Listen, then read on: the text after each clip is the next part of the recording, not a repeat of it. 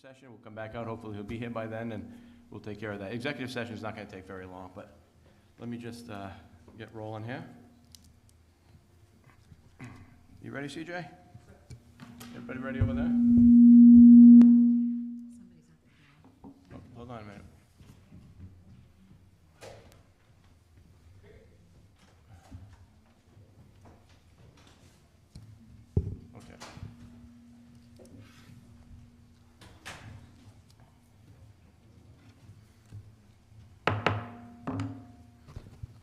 Smithfield Town Council, November 21st, 2022. Madam Clerk, will you lead us with the prayer and the pledge, please?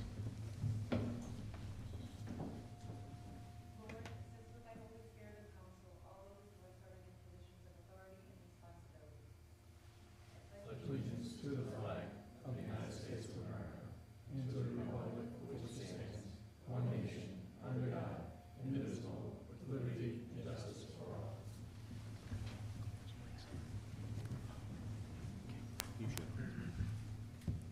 Thank you. Roll call, please. Here. Here. Here. Here. Also, we'll get this. We'll do this now. Open forum pursuant to Rhode Journal Law 42-46-6. Is there anybody here that would like to be heard during open forum? Now, just let me urge everybody that we do have the issue with the police contract. If anybody wants to be heard at that time, that is a public hearing, so no need to come up during open forum. And the issue with Central Street, that's also, I'm going to request that we open that up for public comment. So if you might want to hold off on that as well. But if anybody wants to talk about anything else, if you want to come up to open forum, you're more than welcome. Mr. Zosky? Happy birthday, sir. Thank you. Gary Zofsky, 88 North Main Street. I come tonight not to complain about anything or to ask for anything. Only here to say thank you. You know, service to the town and so many other volunteer and positions such as yours often go as being said as thankless jobs, and that's unfortunate. But I think all who really do serve know that the work is appreciated. So, you know, to those of you who are leaving tonight and those who continue onward, I appear to say thank you. But most importantly, I come with a purpose to say thank you to one person in particular, and that is Councilman Vadnais. You know, it's been a long time of watching people work and help this town. Go back to days when I saw people like Rick Riley and Bob Hammond as volunteer firemen show up everywhere, any time of the day, night, whatever the circumstance. Volunteers, no notice, just get there. I have this vision of them getting somebody out of a car up at Carpenter's Corners back in, I don't know, the late 70s. I admired that, anytime, anywhere. In other work that I've done with the town, I saw people like Norm Allard, who was the chair of the Sewer Commission back in the late 70s and early 80s, and Mo Bourget, who chaired the planning board for so many years. And those people had, you know, comprehensive knowledge of rules and systems that, and they applied, you know, their knowledge and the rules fairly to the work that they did. It was impressive to watch and to learn from. There have been a lot of people like that, but in 1999, I started serving with Mr. Vadnais as a member of the school committee, and I watched and learned. Since then, I've seen Paul to always be available, like Rick and Bob, and I've seen him develop an outstanding understanding of government operations. Add to that his phenomenal memory, negotiating skills, math abilities, and he's an equal to people like Norm and Mo. Paul, your service and dedication to this town is hard to match. I doubt this will be the end of the service that you provide, but think it's important tonight to be here to say thank you to you for all you've done. Thank you, sir.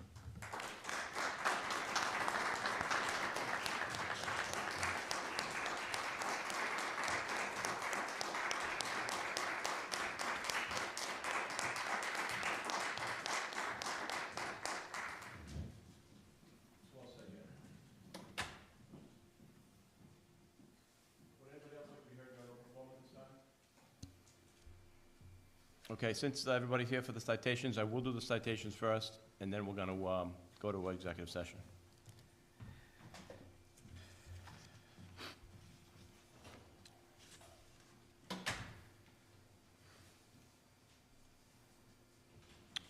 Matthew, if I could get you right up over here at the podium.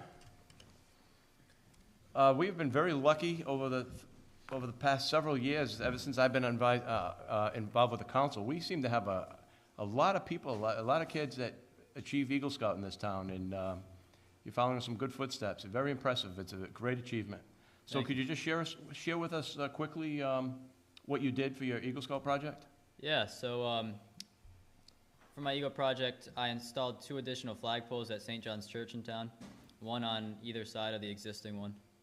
And then I cleaned up the landscape around the area. How long does it take? How long have you been involved with the Scouts? 5 years now. Okay. Oh, great job. Thank you. So I would like to present Matthew with a citation from the town council and town administrator in recognition of his achievement for Eagle Scouts. Very impressive. Sir, let me Thank you.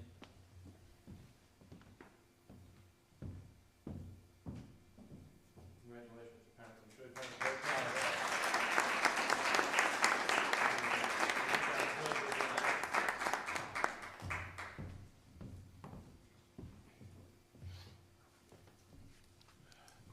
Now, next we have another citation from the town council and the administrator that we'd like to give out. Christian D. Rezendes. Christian took, what was it, 10 years? Give or take a few months. I'm sure you've all heard of the documentary film Slatersville. It's on PBS. It's one of the top shows on local PBS. And if you had a chance to watch it, let me tell you, it's fantastic. And when you see all the videos and everything, it's like, hey, I know where that house is. I know where that is. I know it's constant, the whole show. But very impressive job, and it's a credit to you and your abilities. Thank you. And it's also a credit to the town. We should all be proud that you went through this and that we're on the map. Thank you. So I'd like to congratulate you for your success, and we're looking forward to, part 2? You want to tell us a little about part 2 coming up? Sure, I'm working on season 2 right now. I think it's going to be done for fall of next year. We're aiming for that, securing that with Rhode Island PBS right now. And there's going to be 6 more episodes, and then that's going to be it for the series.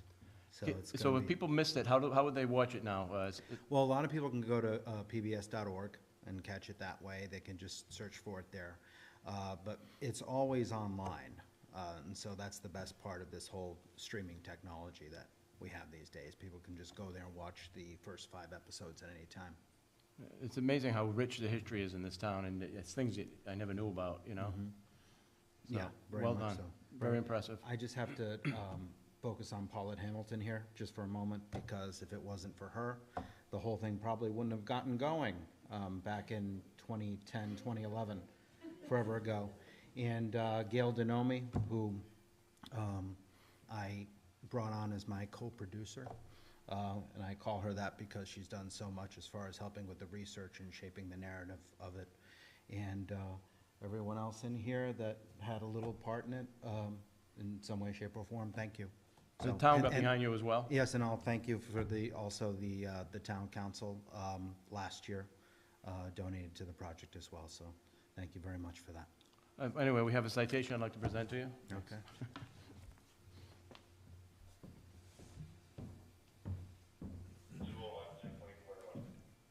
Awesome. Thank you very much. Thank you very much. Great job. Thank you.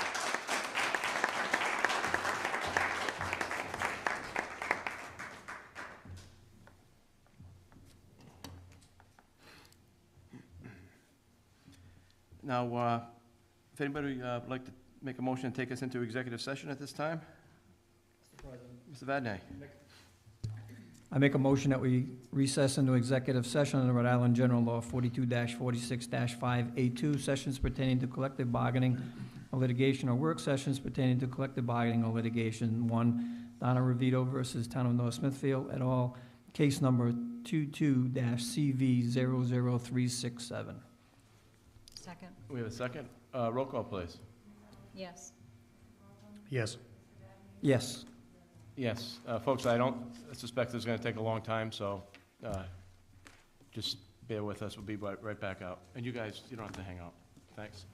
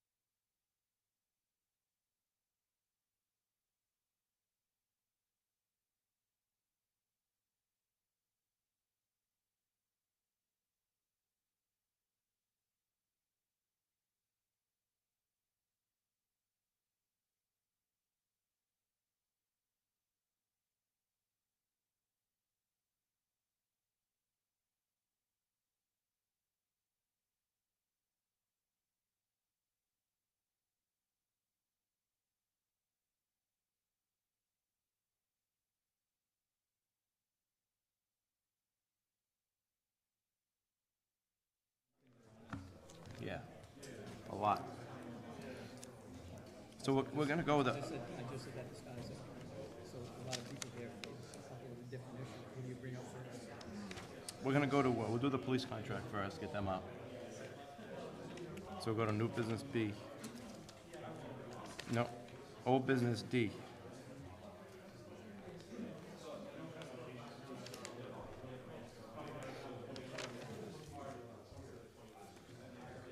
Okay, we're gonna go to old business, we're gonna do the police contract. And then I'm gonna bring up B. Yeah.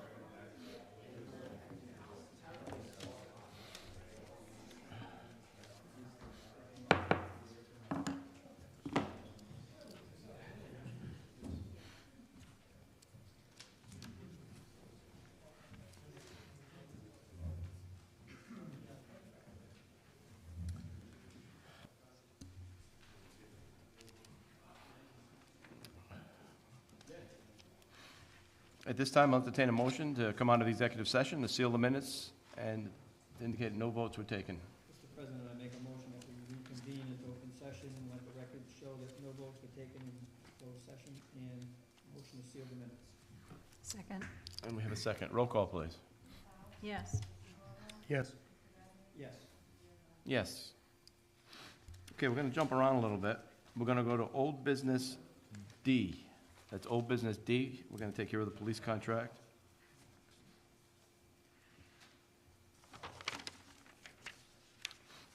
Discussion by council, vote or other action on IBPO contract, local 410 police contract. The public hearing is still open at this time. If there's anybody that would like to be heard for the public hearing, come up to the podium. You're welcome to speak on this issue of the police contract. Is anybody that wants to be heard?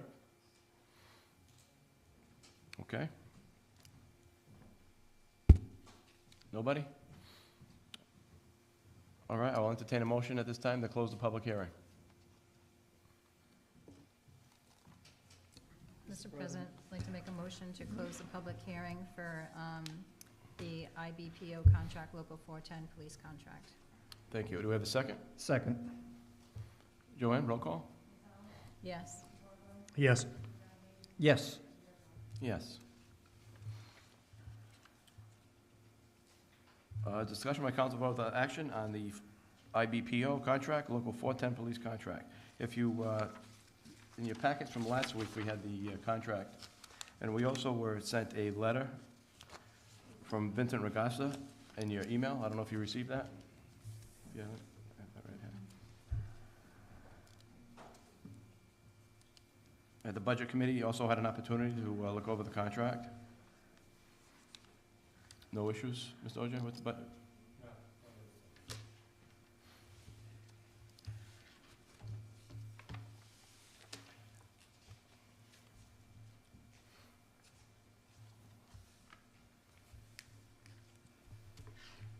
Anybody have any questions or suggestions regarding the contract? Everything's good, Mr. Zelinski? Good job. Thank you, Mr. President. I'd like to thank, she's not here tonight, she's ill. Cynthia DeJesus was very instrumental from the financial position, and Karen Bernardino for looking out for all the benefits, wage and benefits for everybody involved, and Brianne Silva, the administrative assistant. So that was our bargaining committee, whereas I had to face these rascals, totally different. But it was, I think it's goodwill.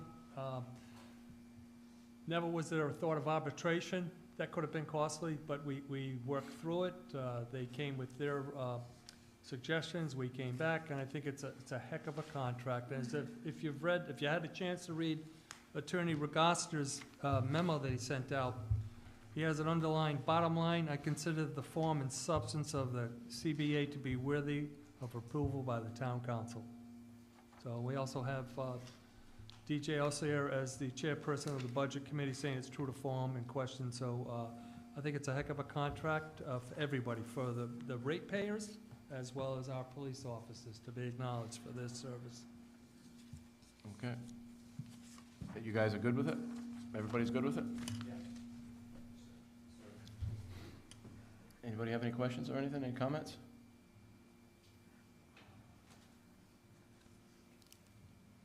Okay.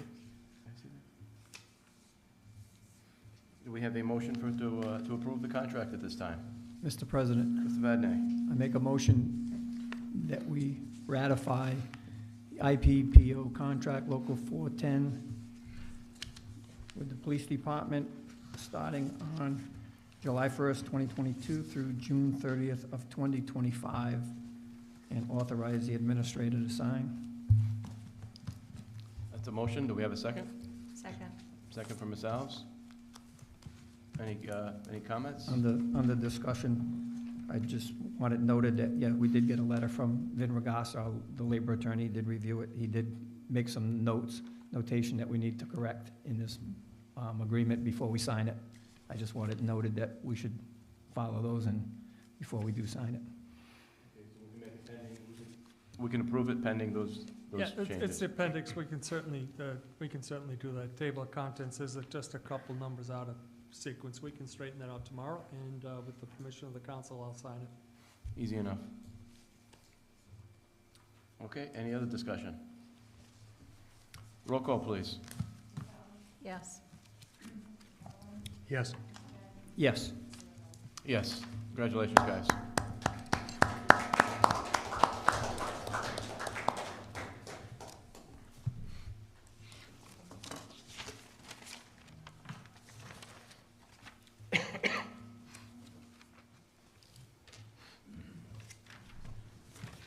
Now we're going to go to new business B.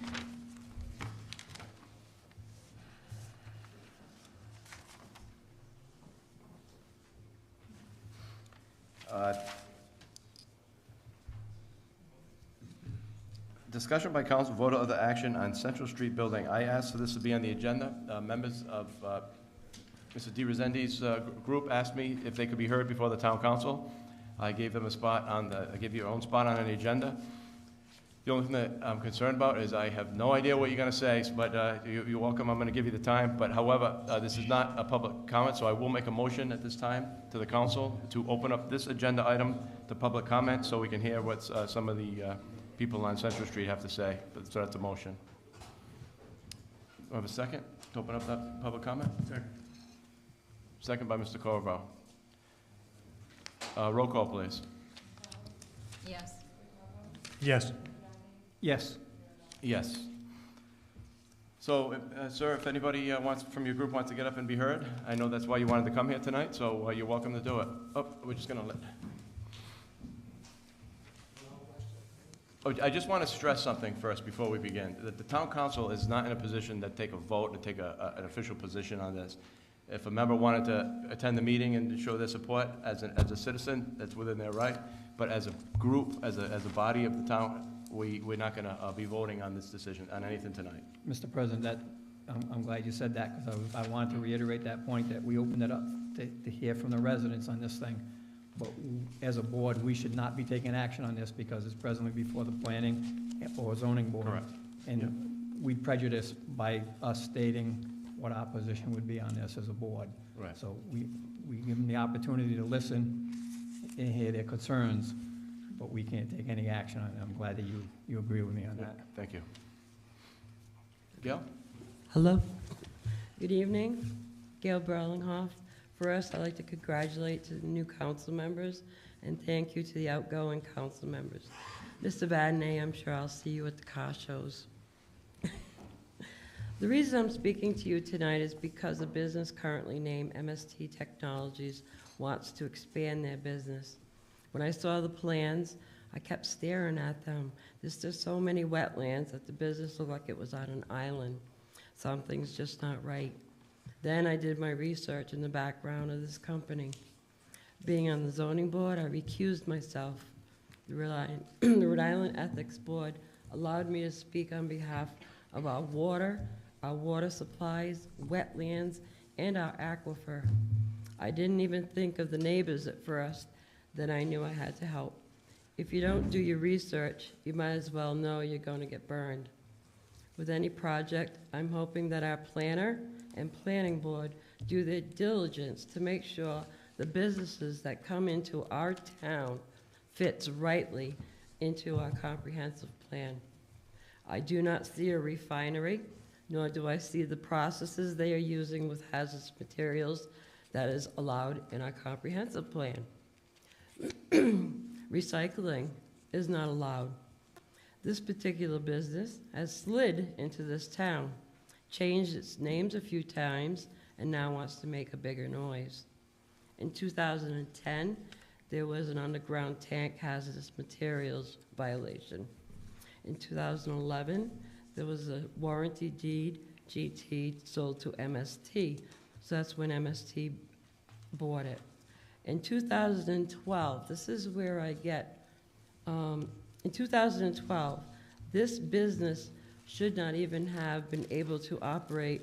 They're over the aquifer, which in 2012 was not allowed to operate without a special use permit. They would have had to go in front of the zoning board. Unfortunately, the building inspector did not know his job. In 2012 to 2020, the map stayed the same. 2012, they had another violation, air quality. They're burning circuit boards. They paid a fine of $2,000, which was told to me that it's just a parking ticket to them. I was very insulted with that. In 2014, they built and installed a new furnace. What they told the building inspector was an air conditioning unit, duct unit, which is on the building inspector's report. And it wasn't, it was a blast furnace. In 2015 and 16, should I go on, this company has clearly tried to pull the wool over the town's eyes because they figure we're not gonna go and look. This town is too small. Well, guess not. In 2019, excuse me, the planning board, without the zoning board, who enforces this ordinance of the Aquifer 6.19, agrees to pass to the town council that in a few areas of the aquifer should be taken off so businesses will be exempt. Exempt. The zoning board members felt strongly that both industrial and commercial properties are the most important areas that should be more strictly adhered to the 6.19 ordinance. I just find it ironic that on August 24th, 2020, the town council approved the new and approved map. And August 30th, 2020, MST filed for a wetlands determination permit. In March of 2021, myself and another resident came before the town council again to help us in getting the planning board to change this map back. No meetings, nothing. So now we come to this. Refining is the process of purifying an impure metal. It's easiest to think of precious metals refining as a method of recycling. It's not allowed. The refining process takes products or byproducts containing precious metals, such as jewelry, dental scrap, and isolates the metals back into a more purified state for recirculation. Those metals are going into our air, and that's what they're getting violations for. They don't care. They really don't. So I would like to say that going further, I know we have a new planning director, but we really need to do our homework with the businesses that are coming in. We don't want them to, or any other ones to, pollute our area. Thank you.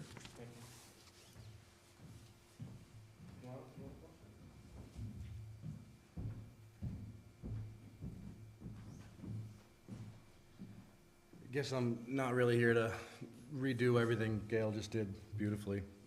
I mean, it's a pretty grim story, what she just exposed, and that's not even touching what we've actually exposed, what will be. And I mean, this to me, as a father, and especially as a father who had a daughter at 4 years old with cancer in this town, if anybody knows, has double the cancer rate, childhood cancer rate of the state. Who knows? The state looked into it. They, couldn't determine what happened, but the rate is very high in this town. So to me, this is like red flag, you know, times a million. With all the stuff that we're dealing with in this town already, what's happening on Oxford Street, with the federal government stepping in, with this town's history of industrial waste, the fact that this place is here is disturbing. And there's certain people in this room that know that, and, you know, chose to look the other way to change aquifer maps, to make deals, you know, to do what was right for business, but this is not smart business. This is, I mean, this is government 101. You guys are here to protect the people that live in this town. I know there's been a lot of lively debate, we'll say, over the last year with town politics, but quite honestly, it's all bull. This is what you guys are here for, our water. This town has a history of wells with people that would like to protect the sanctity of their wells. We don't all want to connect to town water. We want to protect our well water, and that's important, and it's an aspect of freedom which a lot of people move to this town for. That being said, how this building got built, how this passed planning, we have some ideas, and things are going to come to light that people aren't going to like, but this is ripe with drama. You know, additions going on without building permits, lying to fire departments about hazardous materials. Like, this is serious stuff. This is, I mean, like I said, this is life and death. This is pollution. I'm all for business, you know. I'm a conservative guy. I believe in growth in the town. I want this town to make money. I want this town to do it right. But this is my children's water. I live on Mechanic Street. I don't even live on Central Street, but those aquifers are directly into my well. I see across my street, that aquifer runs into my neighbor's yard, which has a slick on top of their water, which is a lake when, you know, it's insane over there. They're already dealing with so many problems on Mechanic Street. I pay $5,000 a year to have to clean my water on Mechanic Street. Those problems still haven't been solved. You know, I have neighbors that are getting directly, for free of cost, taxpayer money, hooked up to sewer because the water is so disgusting over there.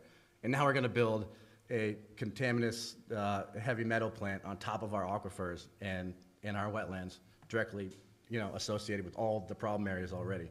This is insanity. And I know you guys can't do anything tonight. I get it, but I'm asking for support. I'm asking for you to, you know, whether someone wants to text one of us or give us a call later, what's the next step here? Because if everybody in this room isn't at that meeting tomorrow night, sorry, enemy number one in my eyes. Because you all know this is going on, and you should all be there tomorrow night. You can say, we can talk about drama, we can say, you know, you can't influence votes. Clearly, for legal reasons, I understand that. But you should all be there, and you can show your faces. You don't have to say a word, but you should all be in that room. I know Brian Newberry is showing up tomorrow. I'm hoping Jessica De La Cruz shows up. This is a major issue. This is not in my backyard. This is the entire town. This is our kids' drinking water.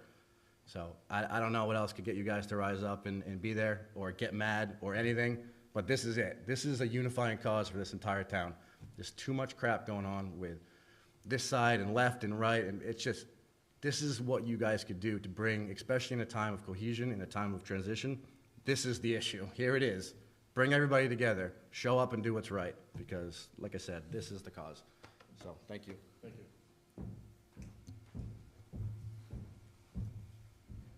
Hold on a minute. Joanne? Can I get this gentleman's name? Yep.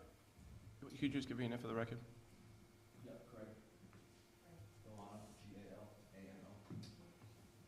My name is Charles Reposer. I live on 399 Central Street. I have to say that I was very naive when this whole process started. I knew MST was at the end of the street. I never really gave it much mind. It is a little further down the street. I'm not directly across from it. You know, I thought they were material stamping company, so I thought they were stamping product, you know, with precious metals and that kind of stuff. I had no idea it was a metal refinery factory, and that's what it is, no matter what they call it. You know, I never really thought about much of it, but, you know, as I drive by, I look over and I see this, you know, 8-foot barbed wire fence and all this late pullback security, and I'm starting thinking, well, wow, I mean, all the signs were there all along that they're, you know, obviously wanted to keep people out. And, you know, I could always hear it on a quiet day. You know, it's like a constant vacuuming type sound. And so when this first came to my attention, I was more worried about what I've been beating the drummer since I moved in on Central Street, is how dangerous that road is at the corner. People come off of 146A and take that turn, and DOT did put some islands and a yield sign, and that was really great for like a month. and then everybody keeps flying. And my concern was always the children and the people that I see who walk down or ride their bikes down to the Blackstone Valley Parkway, because there's no sidewalks in that corner. There's no room. So if you go to that part of Central Street, you can look on my lawn and the neighbor's lawn, there's tire tracks all over the place, because people fly, they see somebody coming up, and then they go to avoid them. In the same token, I see parents grab their kids and run them onto the grass. It's a very dangerous intersection. And then they're telling me they're gonna build this giant warehouse with 3 loading bays. Already, they have trucks that stay out in the street down past Christian's house that are kind of like off to the side, but it's still tight over there. And with people going as fast as they do, it's a dangerous situation. And, you know, there's truckers sitting out there waiting for this place to open because there's not enough room for them to pull into their property. So they sit out by the road. Now you're gonna add 3 loading docks, more trucks into this dangerous situation that already is not being policed properly. You know, some of it, I know it's a town road, a state road, so it's not really in the town's jurisdiction. But mark my words, I hate to say it, but somebody's gonna get hit coming around that corner going back and forth to the bike path. And it makes me nervous. It really does. Actually, right on the corner, there used to be overgrowth when I first moved in. So you had to walk in the street. I trimmed all those trees back myself and just brought them back. It's not even on my property. I just did it because I wanted a safe place for my children who want to go down to Cumberland Farms. And people walk all the time down that street to go to Cumberland Farms. So I saw something had to be done, so I did it myself. And then I find out, you know, with my neighbors and everybody's talking, and I hear about all these things that this company is doing, and I'm like, how the heck is this little company down the road, keep to themselves, doing all this and have all these violations? But you never hear about it. Then I hear they expanded, they never pulled permits, you know, they're getting violations, and it seems like it seems like they're preying on a small town. Doesn't seem like anybody's keeping them accountable, and that makes me nervous.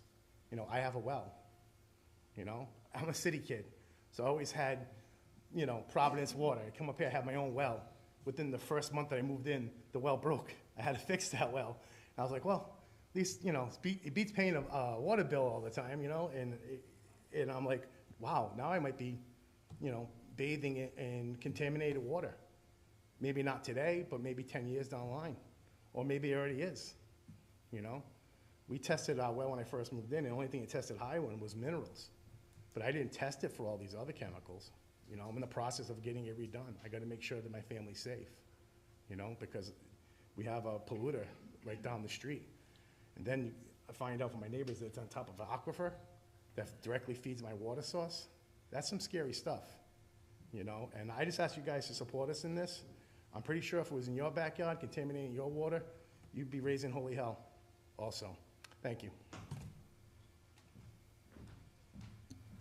Charlie, just to be clear, the local police can enforce on state highways.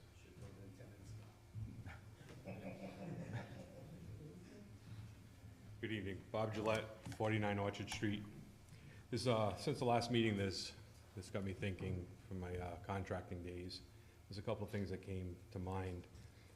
With an expansion this big, one of the concerns I had was they have one blast furnace that they're not allowed to operate past 70%.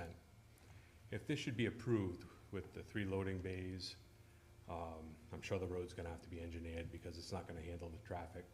Well, what stops them from putting in a second or a third blast furnace? From what I understand, and again, I'm trying to get it in writing, but the DEM only regulates the furnace itself.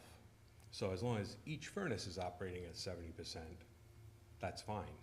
But now you may have 2 or 3, that's 210%, or 140%, if my North Smithfield math is correct. So that's a concern of the pollution there. The second thing is there's a foundation suggested that's going to be put into the hill, into the rise of the land. If you bear with me for a minute, if you have a full cup of water and you put a spoon in the top, some water spills. That's called displacement. Now here we have a wetland. We're putting in a foundation. There's going to be displacement of that wetland. We're a low-lying, and that gentleman right there is a low-lying area. We already, with climate change and the rainfall, we've already seen a big influx of more rain. There's a good month, month and a half that I can't get into my backyard into the spring because of the runoff from the high elevations.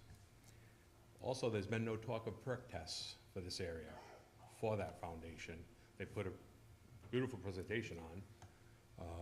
There was a gentleman that told me also the trees that are along the street, they're trees that lose their leaves. So they're great that you won't be able to see the building for 2 months out of the year. The rest of the year, you're gonna be looking at a building. And I go back to what I said that night. 3 loading trucks going in there during the inclement weather, rainwater, runoff. One corner of the building is 15 feet away from a stream. Well, that runoff, that calcium chloride from the trucks, let alone what they're doing inside, is going into that water.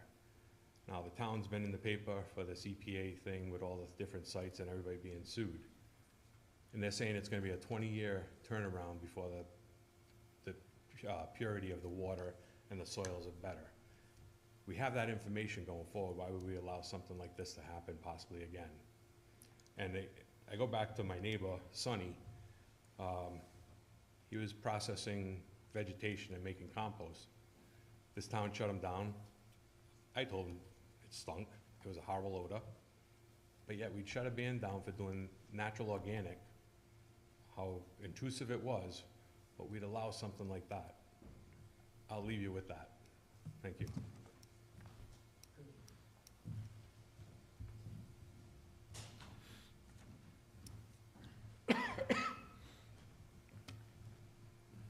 Hello again. So, I've been asked by Bob and Leanne Gillette to read this. This is written by Leanne Gillette. So I'll just begin, and then I'll have a couple of comments of my own at the end of it. Good evening. The purpose of this letter is to ask for your help. A couple of months ago, I was made aware that the company Material Sampling Technologies, or MST, had submitted a preliminary master to build an additional facility at 0 Central Street, which is property that abuts their existing building at 800 Central Street. Excuse me. The property at 0 Central Street is surrounded on 3 sides by wetlands and has an aquifer that runs beneath the property. Upon conducting some research, I became aware of what they actually do at this property and was alarmed that this business has been allowed to be located where they are due to the nature of what they do and the risk of exposure this business poses to the residents. Operations that MST conducts include thermal reduction, metal shredding, ball milling, melting, and more. They receive bulk loads of e-scrap and various industrial byproducts. They provide precious metals reclamation and recycling services to a broad range of industries, including electronics, electrical, jewelry, glass, photographic, e-scrap, dental, medical, electroplating, auto manufacturing, industrial manufacturing, semiconductor, and the military and defense manufacturing. According to their website, some examples of materials processed at MST include, but are not limited to, filters, connector scrap, circuit boards, rags, wipes, flex circuits, floor sweeps, and residues. The following is a direct quote from MST's website. Some of these items may be manifested as hazardous waste to MST. During the reclamation, refining, and processing of these items, hazardous materials are being released. These are hazardous cancer-causing materials that are getting into our air and could be contaminating the soil and therefore our well water. MST has not been a good neighbor.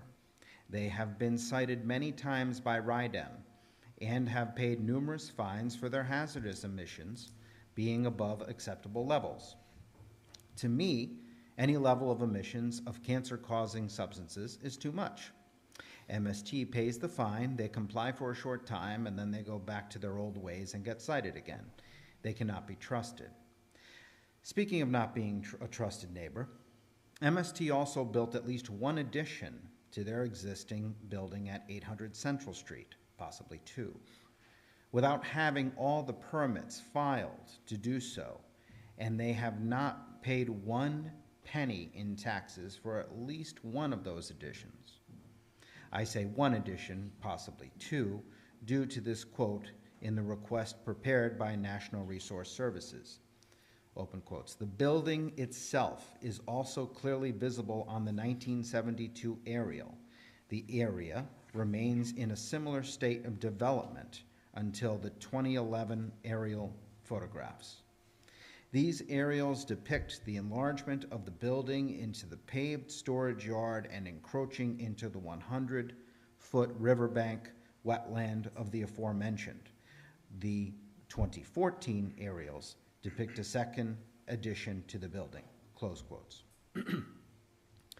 This is another red flag, a huge red flag. Were both additions put on without proper permits? I know one was. Why would they build without the proper permits? Were they trying to hide something? Was the soil contaminated? Did they test the soil on the 4 corners where they put the foundation before building? If so, where are those samples? I want to see the results. Through my research that RIDEM has for anyone to view, an underground storage tank was removed from the land at 800 Central Street. And the fluid in the tank contained above acceptable levels of arsenic, barium, cadmium, chromium, lead, mercury, and other metals. Did any of that spill? Is the land already contaminated? Is the water contaminated? Did the foundation of this addition cover up the contaminated soil/water? How will we know unless the company is told that they have to tear down the building and get it tested?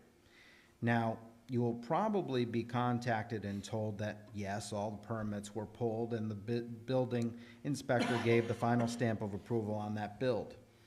But I am telling you, they did not have all the permits. Natural Resource Services, Inc.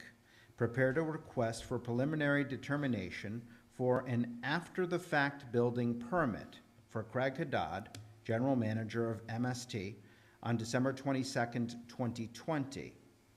This narrative is a matter of public information and is on file at RIDEM. A quote from this request states, open quotes, extended the building without permittance by the DEM, close quotes. That means all of the permits were not given prior to the build.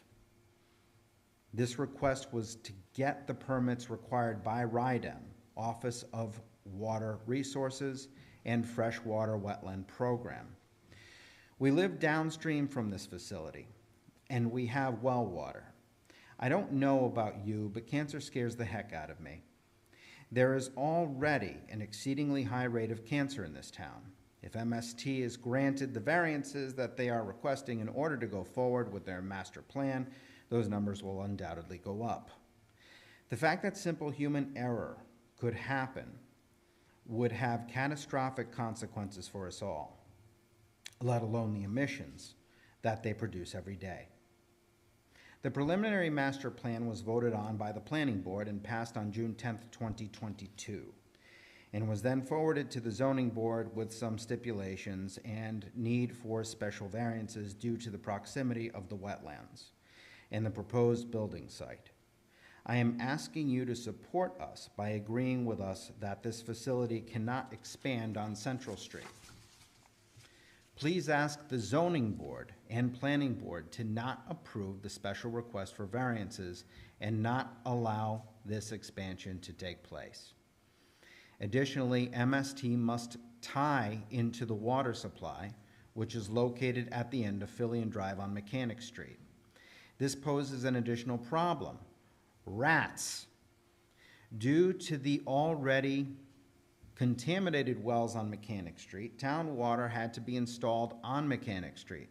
When this happened, the living quarters of sewer rats was disturbed, and we now have an infestation of rats on Mechanic Street, Fillion Drive, and Orchard Street. We personally have killed 3 inside of our home. 3 big fat rats. This is disgusting and unhealthy. Several residents have had to hire exterminators, which is very costly. If the rest of Mechanic Street is torn up to extend the water line, I am confident that the infestation will only worsen. I am asking you to please support us, help by not allowing MST to be granted these special variances that are being requested. I am asking that you please speak to all the constituents and tell them that you are aligned with the residents and you do not want MST to be granted permission to move forward with their master plan. On April 22nd, 2022, our town planner, Mark Carullo, sent an email out to various North Smithfield chiefs, directors, chairs, and other town officials regarding MST's proposal. And from what I have been told, he didn't get any responses or feedback. Apparently, there's an attached email that went with this, and I believe Leanne sent it to you earlier today. Now, to me, that doesn't mean that it is too late. That tells me that we all need to do better. Either everyone is responsible or no one is responsible. We're all in this together.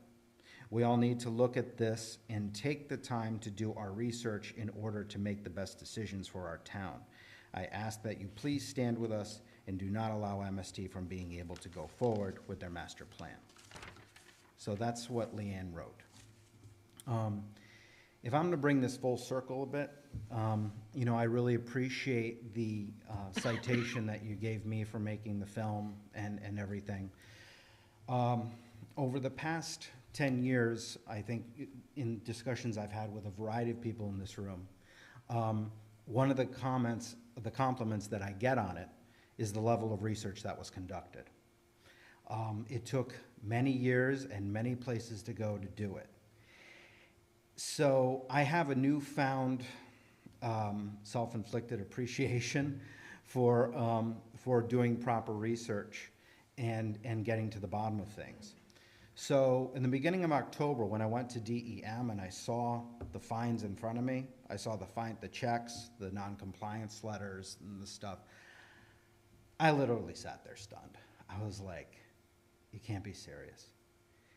And to know that there were no, to my knowledge, records of that in our town upstairs at all, I have to question, what does DEM know and what does our town know? And so we all need to be as informed as possible on these things. Charlie a moment ago said that he was really kind of green when he went in on back in June. Like, we were very naive when this started. I totally was as well. I didn't want to be a NIMBY. I wanted to be respectful and understood. But the more and more we found out, obviously, you know, brought us to today. One of the other elements in season 2, it was asked about, is the Stamina Mill fire. That's a big part of one of the episodes that I've been working on. The level of contamination that happened 45 years ago, this last month, is still talked about today, is still felt today. And so everyone has basically filled in the rest of that. I know tomorrow night is about deciding on the variances that are before them. You know, I understand the legal argument of that that's what they have to decide on. Charlie mentioned, or Gail mentioned, sorry, there is a vacuum-like sound that comes from the place. It sounds like somebody's just vacuuming their living room all day down the street, okay? The idea that that noise, building this other building would make that closer and louder. And with all of the other elements of traffic safety and everything that's been going on there, it's just not a good idea. In my opinion, you know, they're saying that this is a 23,600 square foot warehouse that's going to be built. And they keep emphasizing it's just a warehouse. They're not going to be doing any refining there. I just don't buy that. I just don't. That's my opinion. In my filmmaking, I watch footage from 2005 of the planning board listening to the applicant saying what they want to do to the mill complex in that particular case. And the big argument, and you were there for some of this, Mr. Zwolinski, the big thing that they were pushing through at the time was, we want to make sure that there's at least 15% mixed use, 15% mixed use. And then the applicant kept saying, yeah, okay, yes, 15% mixed use, yes, yes. And by that point, the applicants were so frustrated with the process, just say anything to get it through, just get it through. Do whatever you can to get it through. And then, of course, it wasn't 15% mixed use. Now, I don't think it could have been actually, but a lot of the wishes that the boards make are sometimes, you know, the applicants will be like, yeah, okay, sure. And then later on, they changed it. I don't see that as being different here. I think all they need to do is get the building built. So what do you know, 5 years from now, we need to double our refining, and thank God we have the space for it. And if you drive by MST now, you see a big smokestack in the front that's releasing this white smoke all day. And I never paid attention to it until October 3rd when I was at DEM. And I saw the checks in front of me for the air pollution. I never cared what was coming out of that. Now I do. And I know that you do too. And well, like Leanne said, like everybody else here is saying, I would truly appreciate your support going forward. This thing needs to die, and it needs to die fast. So thank you all. Thank you very much for hearing us. Anybody else want to be heard? Nobody else?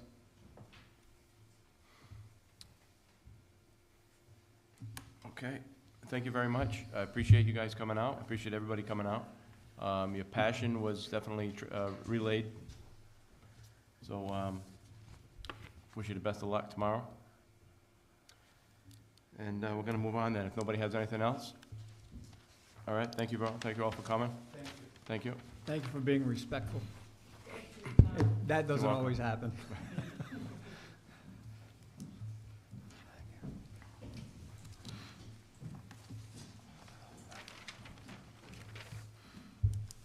You can stick around for the whole meeting if you want. All right, good idea. Let's go with DJ right here.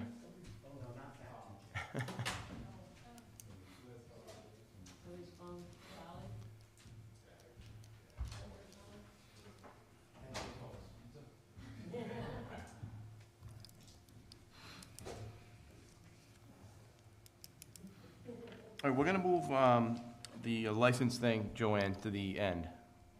Okay?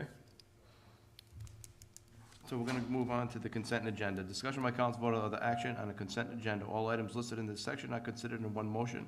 There will be no separate discussion of these items unless the council so requests, in which event the item will be removed from the consent agenda. Does anybody have any items they want removed from the consent agenda? I would like to have, if you just want to pull the animal control monthly report before we approve it. Mr. President, Mr. Badney? I make a motion that we approve for consent agenda town council minutes of October 17, 2022. North Smithfield Police Department monthly report for October 2022. North Smithfield Municipal Court monthly report for October 2022. And North Smithfield Fire and Rescue monthly report for October of 2022. It's a motion. Do we have a second on that? Second, Second from Ms. Alves. Roll call, please. yes. Yes. Yes. Yes. And if you look at the, it's not a big deal, but it's just something that caught my attention. If you look at the animal control monthly report, if you want to, Ray, you might be able to, she's under your supervision, right, Ray? Yeah, October 1 now. Oh, no? Okay. Animal control is under the police department, actually. No, it's under my control, but when you say female, there is no female there present. Okay. Okay. Well, either way, it's not a big deal, but I just wanted to point out some of the stuff that they do. It's very interesting. I don't know if you guys ever read this stuff, but they placed one dove. So she found a dove and she brought it to the animal, to the North Smithfield Animal Hospital. And then it placed a guinea hen with a local farm. I don't know, it's just something that caught my attention. It's just kind of funny that, I The don't know. guinea hens are on the industrial drive I Oh, kept really? seeing them, I kept seeing them for days and days. There were a pair of them in front of, Mondelez. I wanted to call it Oh, really? Nabisco, but, and I kept seeing them over there. One day they were crossing the street, but I kept seeing them, and I'm saying, someone has to have these around here because it's not a native bird. Right. Well, that's why it just struck me as being funny and something worth mentioning, that's all. The author of that report is retired ACO supervisor Scott Goodwin, who's come back to fill in because of someone's absence. So, No, this wasn't a criticism by any means. It was just something that I found funny that, only in a small town, kind of thing, just worth mentioning, that's all. Yeah, it was, yeah. That's all, no big deal. So we'll entertain a motion to approve the North Smithfield Animal Control Monthly Report. So moved. Second. Thank you. Roll call, please. Yes. Yes. Yes. Yes, I guess it wasn't as amusing to other people as I found it, but, yeah.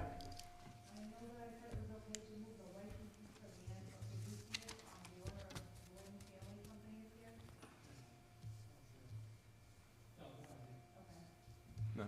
What are you gentlemen here for? That's Bill Dory for Sewer Commission. Oh, I know, but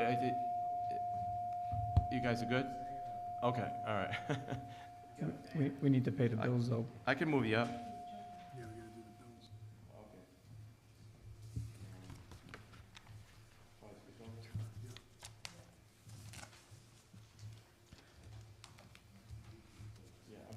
Apologize, I skipped over 6. Discussion by council vote of the action on payment of bills.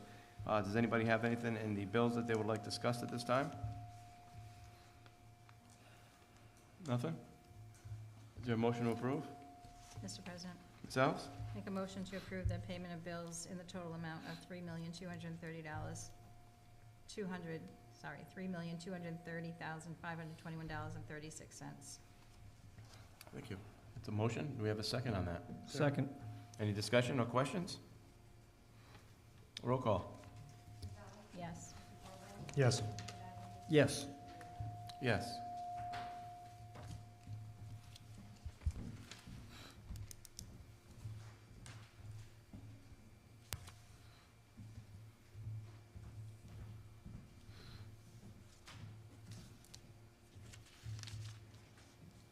Where's the sewer?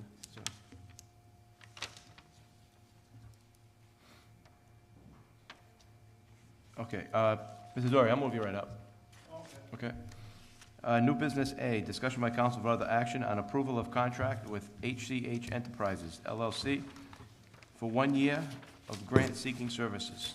Mr. Dory? So as you guys are aware, we've been working hard on the sewer commission to try to accomplish 3 main goals at this point. One is the improvements and maintenance of our pump stations, and we came to you guys with a comprehensive plan from our vendor on how we should approach those and what the expenses and costs would be associated with that. While we have the money in our accounts to pay for that, we'd like to try to offset that with grants. The federal government seems to be spending a lot of money right now. I don't know how long that's gonna last before inflation kicks in and they kind of seize that up, so we're trying to get some for our community. The other thing we're looking at is Phase 2 and Phase 3 to expand sewers around Branch Avenue, Great Road, and the Tanglewood area.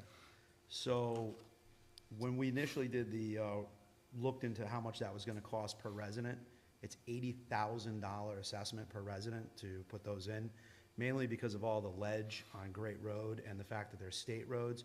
And once the sewer goes in, you have to put them back into the same state that the state maintains them in. So it makes that very expensive. And right now, we have a lot of systems failing around Branch Avenue area. So because $80,000 per resident or per house is basically completely and totally unaffordable, and some of these residents are now looking at having to put in very, very expensive septic systems. They're vertical septic systems instead of the regular horizontal ones, which almost doubles the cost. We've been looking into grants for that as well. There's only so much footwork the members of the committee can do. I mean, I have some expertise in this kind of stuff, but not the same as the contractor we want to hire. So what we're doing is we're doing a two-pronged attack. We have the Rhode Island Rural Water Association and Alex Pale from that group. That's a free resource that the town gets to look into grant writing and stuff like that, and grant proposals that the government puts down through the USDA. We have him attacking and seeing if he can get us any money from that angle. At the same time, we thought it might be judicious, given that we think these monies are gonna dry up sooner rather than later, to spend a little bit of money and get another lane of effort to see if a professional organization that's their full-time job can also basically take two attacks, two lanes of effort. And that was HCH, and they basically, the proposal before you is $5,000. It'll give us 12 months of grant notice monitoring, where they're basically gonna look for grants coming down from the federal government that would meet our needs and we would qualify for. And they'll let us know about those. And then when we want to apply for something, when we meet all the criteria, they'll at least write one grant for us. After that, if we apply for multiple grants, it's $200 an hour for them to put those grants together. But we're trying to make an investment, because without this, you know, these people are never going to get sewers. It's just never going to happen. Right. So we're really trying right now to cover all our bases before we tell those residents that they got to go put in the more expensive vertical systems. And some of them, the systems are starting to fail.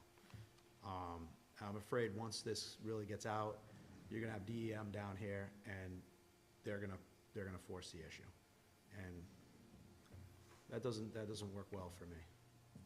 So we're asking, we've already put it up that we requested this $5,000 expenditure. I think it's well worth it to try to cover all our bases for our community, and also to look for other monies to offset the cost of maintaining the pump stations.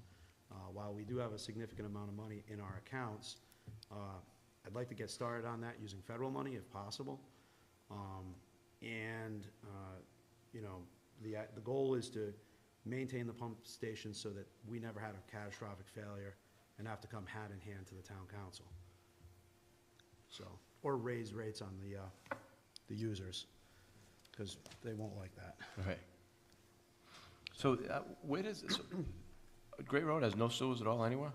It does, up to Mendon Road. So the sewers go up to the top of the hill, coming from Union Village Cemetery. They basically come up the road, and they stop right in front of my house. Oh, okay. At the bottom of Mendon Road.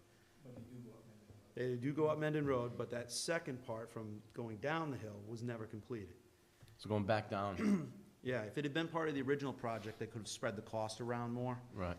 If we looked at different ways, when they stopped that phase, and they didn't go down the hill, what they did was they inadvertently made the pool of people that had to contribute to that particular phase of the project much, much smaller. So there's no way to really spread the costs around to a lot of different residents.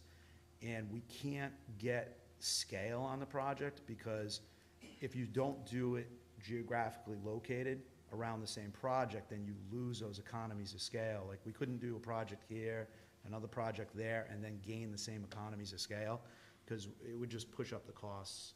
It would offset just not doing them contiguous, the projects geographically contiguous with one another. Okay. So that was the one section of Great Road that they really didn't do, and now it's the part that's starting to have a lot of problems. So. Okay. It's also the area where, as a town, we're looking to develop the branch village. We just went on board with the mill, which has access to the sewers only because the main trunk runs through the back of their property. But this is something that was discussed 10 years ago, 12 years ago, when this stopped moving forward. That was the jux of it, was they were going to develop Branch Village, try to develop it into a more of like a downtown, like lack of a better term, area. And the sewers are needed, sewer and water infrastructure. You're not going to get anything if we don't have the infrastructure, and that's the issue. So we already started down that road with the Branch Mill and Sandman Realty. This is like another piece of that. Right. So that little plaza there with the little general and the pool places, they don't have sewer? No. No. And then you go all the way up and it connects again as you get to School Street? Yes. Okay.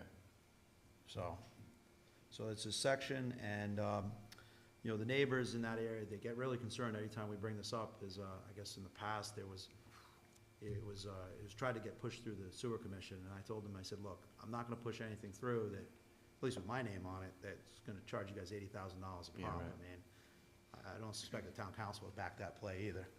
But, right now, the goal is to try to find federal money. And as long as the feds are spending, I wanna grab a piece of that, because we're all gonna pay for it anyways, at the end of the day. Right. We did go to Rhode Island looking for money, and they did tell us we're too rich of a community. And when we tried to narrow the target to just the demographics around Branch Avenue, we were basically told that we're still too rich of a community, and they're giving the money out to the urban cores. So they're getting the money, and we can pay for it ourselves. Okay. Anybody have any more questions, comments? I think it's gonna come out of the enterprise fund, I'm assuming the $5,000 comes out of the enterprise fund. But I think it's a good investment that we make. Hopefully there's a return on the end of this thing that, like you said, Mr. Dory said, federal government's got a lot of money that they're putting out there for infrastructure. This is infrastructure. And so maybe using professionals that are always looking for this all the time, and they're gonna see it, and we may get lucky. I think it's small money that could have a big return on it. And even if they don't find something, then at least we can look at our neighbors and say, look, we've turned over every possible stone looking for this. It's not there, and you have to build your vertical, you know, septic system now. But we say that to them with a clean conscience. And we've seen the report that our engineers have done on Correct. what our maintenance costs are, and that's the first thing on there is maintenance costs. Yeah. And we know that that's And we're lot of trying to money. put all That's the a- pieces, that's a- we're that's trying to a put lot. all the pieces in right, place and so you guys have, that's a lot of money just in itself. trying to put all the pieces in place so you guys have full visibility on what's going on with the sewers. I know it's one of those things that's oftentimes overlooked until there's a problem, so myself and the sewer commissioner are trying to avoid creating a problem for you guys. Okay. Mr. President, I'm gonna make a motion that we approve hiring HCH Enterprises LLC in the amount of $5,000 to do 1 year of grant-seeking services and authorize the administrator to sign. Second. We have a motion and a second. Roll call, please. Yes. Yes. Yes. Yes, thank you. Good job. Thank you very much. Thank you. Let's see, I bounced around so much on this thing tonight. Where am I? Old business, right? Mhm. Discussion by council vote of the action on update of the municipal building review task force. Ms. Vadney, do you have anything updates for us? We are meeting tomorrow night with Tecton. They've been working for 3 months, working on the design, development drawings to get ready to go out to bid. And hopefully, we'll look at them tomorrow night. We'll come back to the council with a recommendation that we continue to move forward. Everything looks pretty good right now. Okay. Thank you. Mr. Corvo, discussion by council vote of the action on update of the Hallowell Review Committee. We got one proposal that came in from the October 18th deadline, and the consensus was to put it back out to see if we could possibly get any other feedback on that, any other quotes. That's it. That's it? That's it. Well, you did a great job being the council liaison to the Hallowell Review Committee, and I appreciate it. Thank you. Thank you.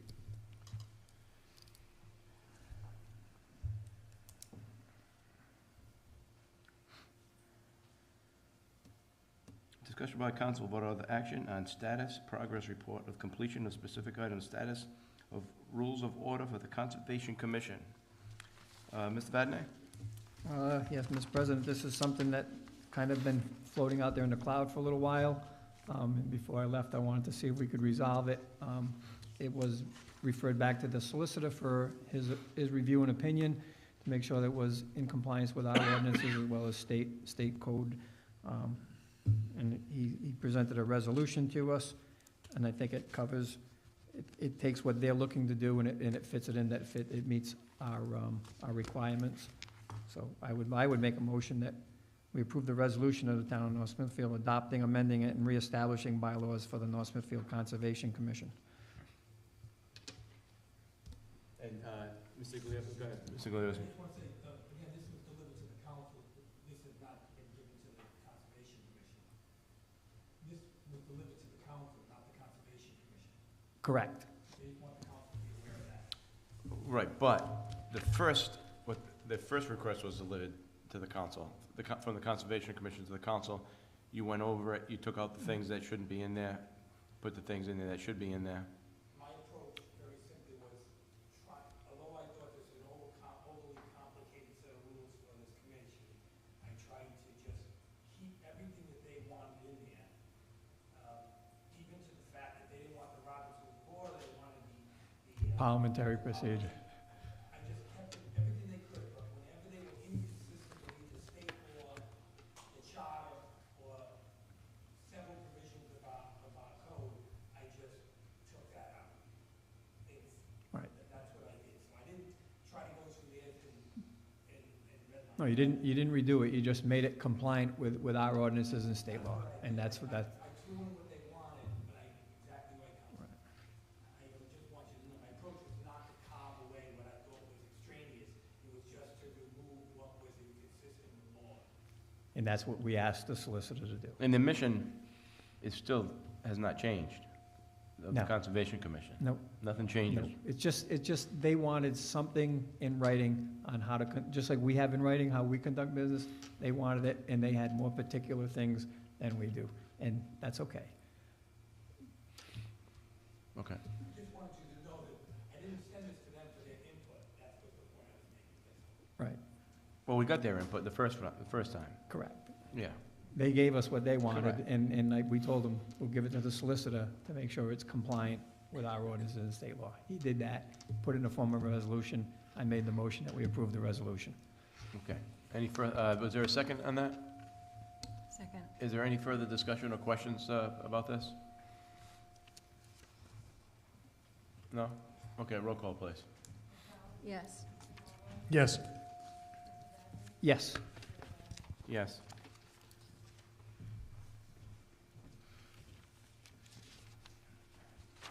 Thank you. Okay, I asked for this to be on the agenda for the status report. Excuse me. Discussion of demolition of the Hallowell buildings. Oh, Ray, is that what you're up here for? Okay. I think I reported out on this earlier. We have a 6-month extension to April, and we're finalizing the RFP. Okay. So we don't have anything out there yet, as far as we're not looking for prices yet? Nope. As I stated months ago, we were advised to put this out in the winter for better pricing. The only other thing that I could add to it is we had the gas turned off to the complex. We're not heating the building, so I'm not paying. Gas and water are off now. Yeah, well, we end up reconstructing Roselawn, which is the road behind Hallowell, and so it was kind of convenient for us and Rhode Island Energy. Just shut the thing off in case something happened down there. We're not heating the buildings anyway.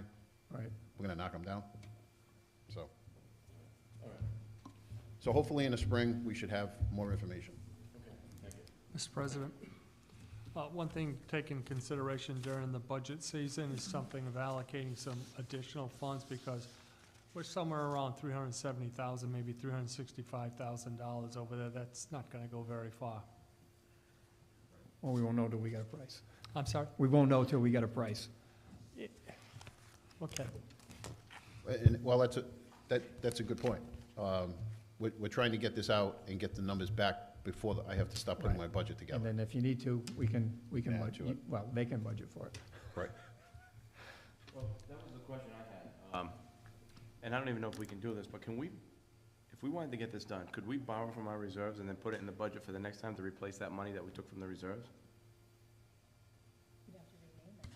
Well, You I could just think we- take it out, you could just recommit it from You can. your fund balance to do it. You wouldn't have to put it back in. there wouldn't be really a reason to put it back in. You can, but I would suggest we follow the advice of the Director of Public Works. Oh, I'm not saying we don't, No, but I'm just not- theoretically. At a future date, yeah. Okay. All right, thanks, Ray. You have anything else while you're up there? Yeah, next item. Yeah, just, I think they're all done now, right? Scotty, you got this thing hidden over here. I got it. What's the- Yes, the roads that we, Oh, yes, the lights. Okay. can Is I, that what- can Is I that what you're just, talking about? Hmm? The lights on Industrial Drive? no, we're talking Oh, about okay, go ahead. roads.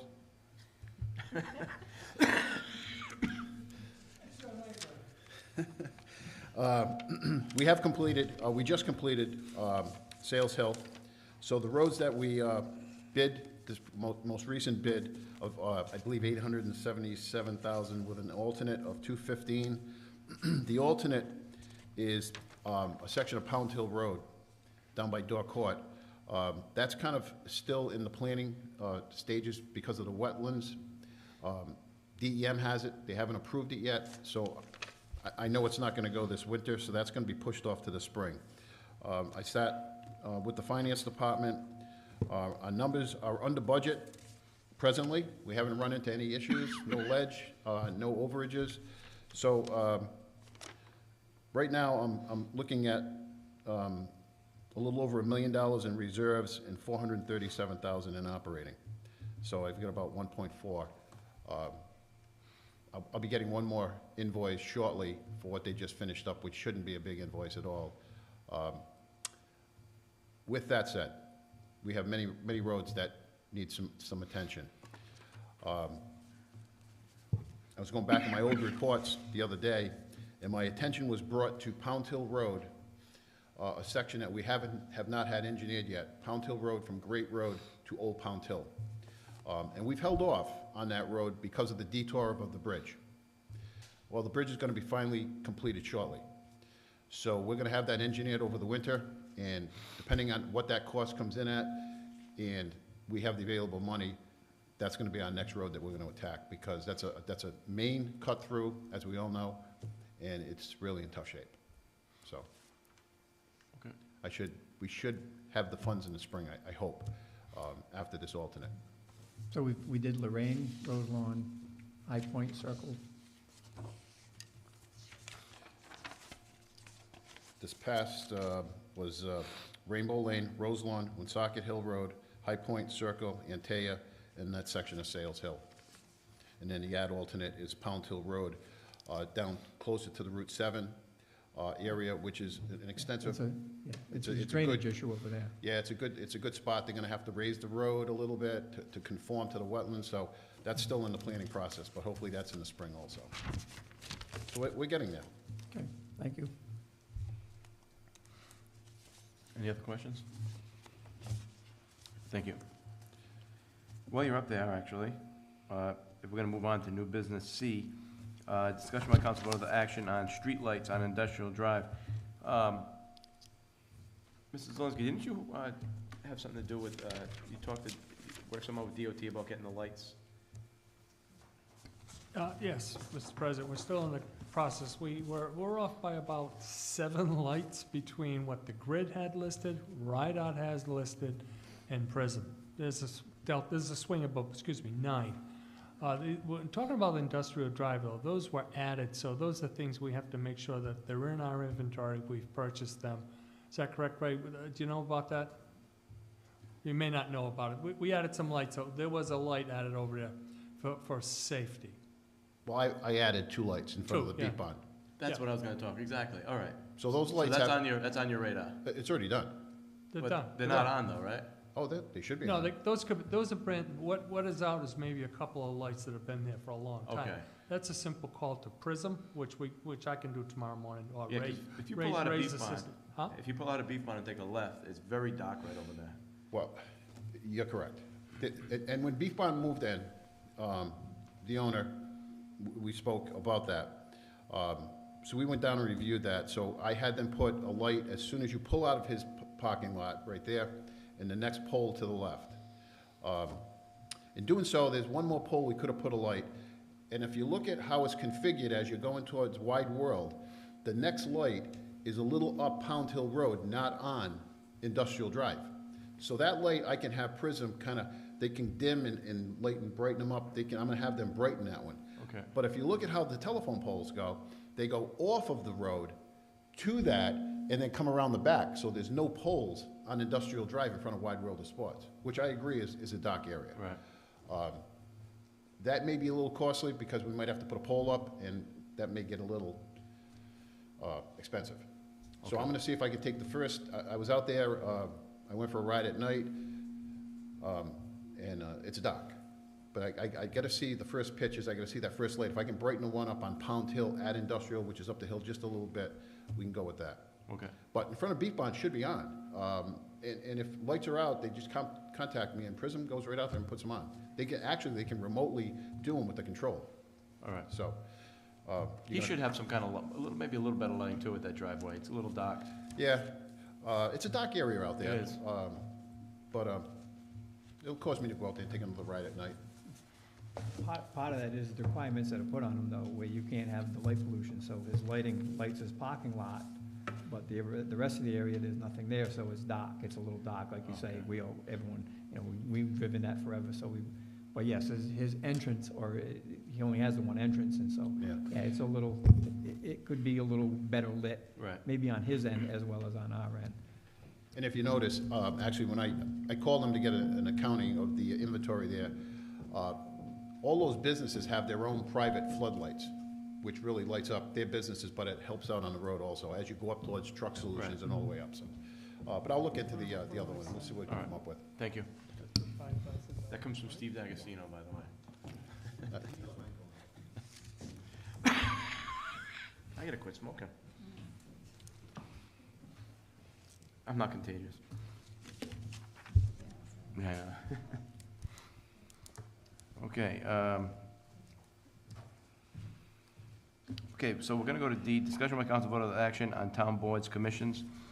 This is for the Board of Assessment Review. This is an appointment by the town council. And we have an application in your packet. You want to do the resignation first? Okay, we'll do that. That's a good idea. So let's make the room for that person. We're going to accept the resignation of Gary Lapia. Mr. President, I make a motion that we accept the letter of resignation to the Board of Assessment Review from Gary Lapia and send him a letter of thanks for his service to the community. Second. Okay, that's a motion and a second to accept Mr. Lapia's resignation. Roll call, please. Yes. Yes. Yes. Yes. Mr. President, Ms. Alves. I'd like to make a motion to appoint Lisa Gagnon to a 3-year term that would expire on 11/30/2025 to the Board of Assessment Review. What's the motion? We have a second on that? Second. Second on Ms. Gagnon. Anybody discussion or Who question? made the second, Mr. President? I'm sorry? Who made the second? Mr. Carval? And roll call, please. Yes. Yes. Yes. Yes.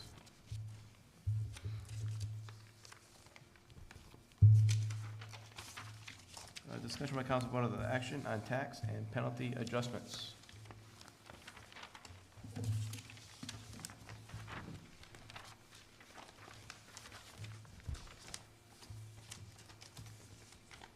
Are you sitting in for Cynthia tonight?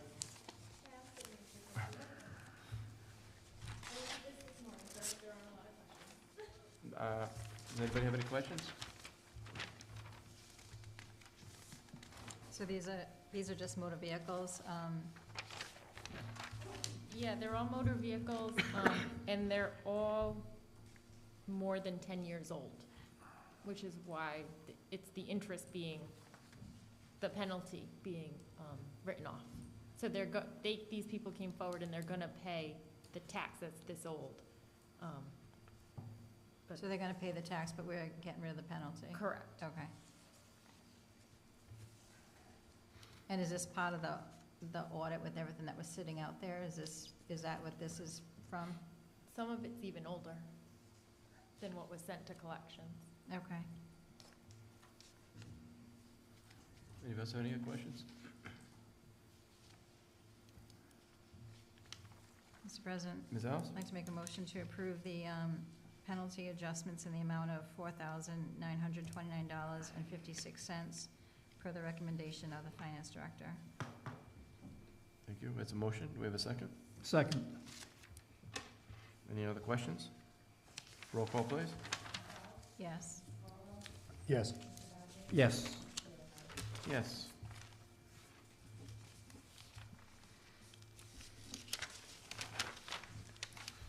Now, what do we got left? Just the licenses?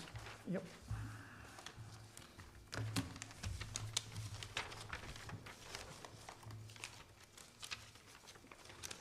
Hold on a minute. Where are they?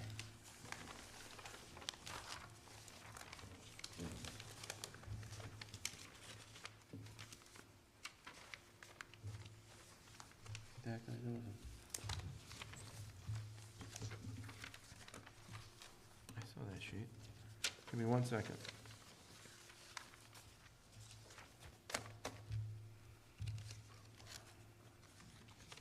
Yes? I Oh, got no, that. we I gotta do do- have that sheet. We but- got that individual too first. I am looking for that. Might need it. Oh, no, I got it.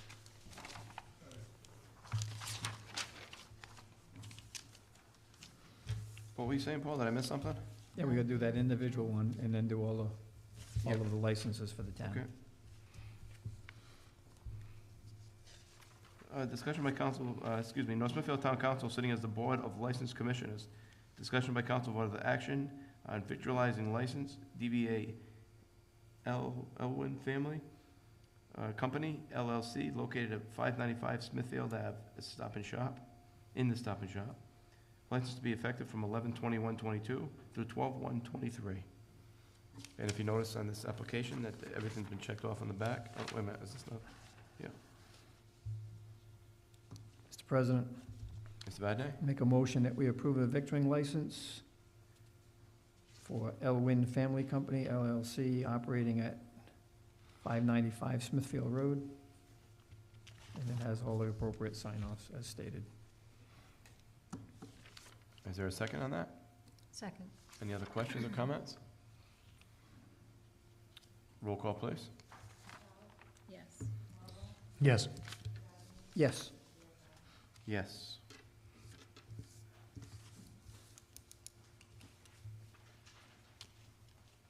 Discussion by council vote of action on renewal of yearly licenses. So- Mr. President, Mr. Vadney? just, we'll go right through this. All right, this is easy. I make a motion that we approve the Class A package store licenses for North Smithfield Liquor Warehouse, 900 Victory Highway, Unit 19, and Park Square Wine and Spirits at 60 Eddie Dowling Highway. Second. Roll call. Yes. Yes. Yes. Yes. Mr. President, Mr. I make Vadney? a motion that we approve the BV victualling license for Buffalo Wild Wings, number 558 at 55 Dowling Village Boulevard. Coffee and Cream Restaurant, 900 Victory Highway, Unit 7. Yater's Pub, 1402 Victory Highway. Lindy's Tavern, 98 School Street. Lotus Fine Thai, 175 Eddie Dowling Highway. Lower Level Bar and Grill, 175 Eddie Dowling Highway, Unit L. Lucky Dog Tavern, 82 School Street. Tavern 621, 621 Pound Hill Road. Texas Roadhouse, 39 Dowling Village Boulevard. Village Haven, 90 School Street. And Yamafuji at 900 Victory Highway, Unit 3. Second. Roll call. Yes. Yes. Yes. Yes. What's the matter?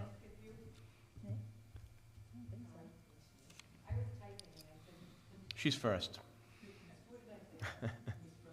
Yep.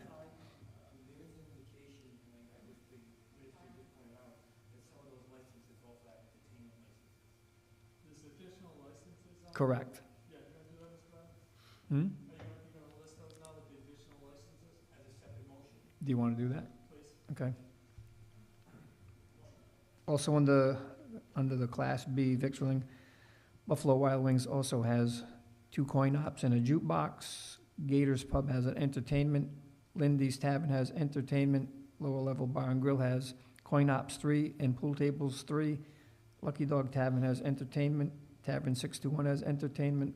Texas Roadhouse has a jukebox. Village Haven has entertainment, and Yamafuji also has entertainment. Second. Roll call. Yes. Yes. Yes. Yes. Mr. President, I make a motion that we approve the BVL Victualling Limited, Beef Barn 200 Industrial Drive, and Wide World of Indoor Sports at 621 Pound Hill Road, Unit B, who also has 4 coin ops. Second. Roll call. Yes. Yes. Yes. Yes.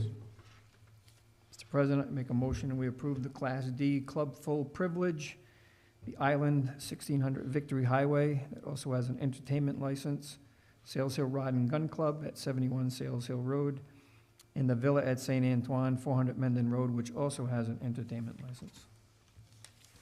Second. Roll call. Yes. Yes. Yes. Yes. Mr. President, I make a motion we approve the victualling licenses with extended hours 2 a.m. to 6 a.m. and holiday sales. Cumberland Farms, number 1274 at 901 Victory Highway. Dunkin' Donuts at 7 Dowling Village Boulevard. Dunkin' Donuts at 941 Victory Highway.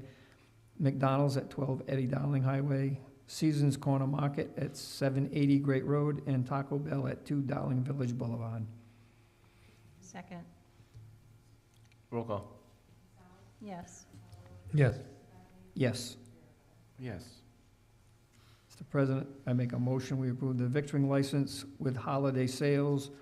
Burger King, 66 Eddie Dowling Highway. Brigitto's Fresh Market, 900 Victory Highway, Unit 2. Domino's, 900 Victory Highway, Unit 15. Stop and Shop Supermarket, number 721, 595 Smithfield Road. Subway, 900 Victory Highway, Unit 9. Subway, 99 Eddie Dowling Highway. Walmart, number 2225, 7 Dowling Village Boulevard. Wendy's at 77 Eddie Dowling Highway, and Wright's Dairy Farm, 200 Woonsocket Hill Road. Second. Roll call. Yes. Yes. Yes. Yes. Mr. President, I make a motion, we approve the victualling license with a theater to the Rustic Tri-View Drive-In at 1195 Eddie Dowling Highway. Second. Roll call. Yes. Yes. Yes. Yes. Mr. President, I make a motion, we approve the victualling licenses only to Cagney Food Service at 1186 Eddie Dowling Highway, and Cagney Food Service at 621 Pound Hill Road. Firehouse Pizza Shop 2 Inc. at 639 Great Road. Hercules Beef Wings and Pizza at 7 Main Street. Quick Stop Deli LLC, 11 Main Street, and Rise Up Nutrition RI, 900 Victory Highway, Unit 17. Second. Roll call, please. Yes. Yes.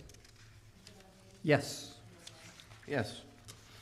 Mr. President, I make a motion for holiday sales license only to Aldi's at 11 Dowling Village Boulevard, Branch Village Pools and Spa Needs, 643 Great Road, Solaris, 7 Dowling Village Boulevard, CT Gas, 503 Smithfield Road, CVS Pharmacy, number 326, 120 Eddie Dowling Highway, GNC Holdings LLC, 23C Dowling Village Boulevard, JT Nail Spa, 900 Victory Highway, Unit 8, Kohl's number 1549, 35 Dowling Village Boulevard, TV Nails Corporation, 645 Great Road, Leeway Ace Hardware, 790 Great Road, Little General Store number 9, 659 Great Road, Lowe's Home Centers LLC, number 2723, 19 Dowling Village Boulevard, Mattress Firm Inc., number 170010, 23A Dowling Village Boulevard, PetSmart number 2359, 15 Dowling Village Boulevard. Planet Fitness, 16 Dowling Village Boulevard. Red Box, 7 Dowling Village Boulevard. Red Box, 120 Eddie Dowling Highway. Sam's Food Store, 948 Eddie Dowling Highway. Show Nails and Spa, 23D Dowling Village Boulevard. The Ski Shop Plus, 859 Eddie Dowling Highway. Stop and Shop Fuel Facility number 721, 35 Eddie Dowling Highway. U-Haul Center of North Smithfield, 408 Eddie Dowling Highway, and Walgreens number 19165, 900 Victory Highway, number 20. Do we have a second? Second. Roll call, please. Yes. Yes. Yes. Yes. Mr. President, I make a motion that we approve the license for the board Cats and Dogs, Cozy Quarters Pet Inc., 89 Old Sales Hill Road, and High on a Hill Boarding Kennel, 836 Old Smithfield Road. Second. No, I never knew that they, Ruth did boarding over there. Roll call, please. Yes. Yes. Did you know that? Yeah. Yes. Yes. Mr. President, I make a motion that we approve the dry cleaner license, Personal Touch Cleaner, 175 Eddie Dowling Highway, Unit A. Second. Roll call, please. Yes. Yes. Yes. Yes. Firearms and/or ammunition, the Arm House, 15 Taylor Drive, and MTR Machining Inc. / MTR Guns and Ammo, 229 Quaker Highway. Second. Roll call? Just under discussion on this one, Yep. we just granted a license for Isn't that- sales. Does that fit under that, or was that something different? Okay, so we granted it, it was for the, to continue into the rest of the next year. Okay. Okay. All right, thank you. And we have a motion and a second on that one too, Joanne. Roll call, please. Yes. Yes. Yes. Yes. Mr. President, make a motion for a flea market license, Northern Flea Market, 1260 Eddie Dowling Highway. Is there a second? That's it. Second. Roll call? Yes. Yes. Yes. Yes. Mr. President, I make a motion for a hotel motel license to the Hilltop Inn, 797 Eddie Dowling Highway, and Travelers Motor Lodge, 1210 Eddie Dowling Highway. Second. Roll call? Yes. Yes. Yes. Yes. Mr. President, I make a motion, we approve the junkyard license to Leo's Auto Parts at 955 Iron Mine Hill Road, North Smithfield Auto Recycling at 1859 Pound Hill Road, and Northeast Auto Recycling Inc. at 40 Canal Street. Second. Roll call? Yes. Yes. Yes. Yes. Mr. President, I make a motion, we approve mobile food establishment with additional approval from the Department of Health for Blunt Fine Foods. Let me get the Nani's Kitchen, Not Your Average Popcorn, and Pelagi's Ice Cream. Second. Roll call, please. Yes. Yes. Yes. Where's Tony on Mr. President, I make a motion, we approve secondhand licenses for PBW at 197 Rocky Hill Road and Lulu's Crazy Daisy LLC at 706 St. Paul Street. Second. Roll call? Yes. Yes. Yes. Yes. Mr. President, I make a motion that we approve the skate rink with coin op license for Rhode Island Sports Center at 1186 Eddie Dowling Highway. Second. Roll call? Yes. Yes. Yes. Yes. Mr. President, I make a motion that we approve the solicitation license for Volare Management Group. Second. Roll call? Yes. Yes. Yes. Yes. Thank you, Paul. I don't think I would have gotten through that with my chest congestion tonight, but Quick and easy. thank you very much. Is there anything else that I skipped on the agenda? We bounced around so much. Did I get everything? Yeah? Before we adjourn, I want to just bring something to the attention of the council, that you need to be aware of this. It may be something that you have to look into more. There were residents again on Golden Boulevard.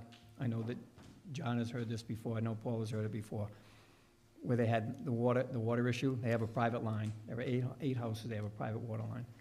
They had a big issue before. The city investigated it, then there was a leak, and the town actually dug it up and fixed it.